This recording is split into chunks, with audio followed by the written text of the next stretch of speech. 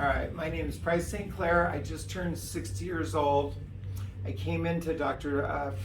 Osorio.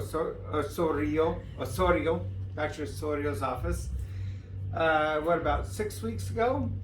And I have an old hip replacement that's been giving me lots of problems and tons of pain.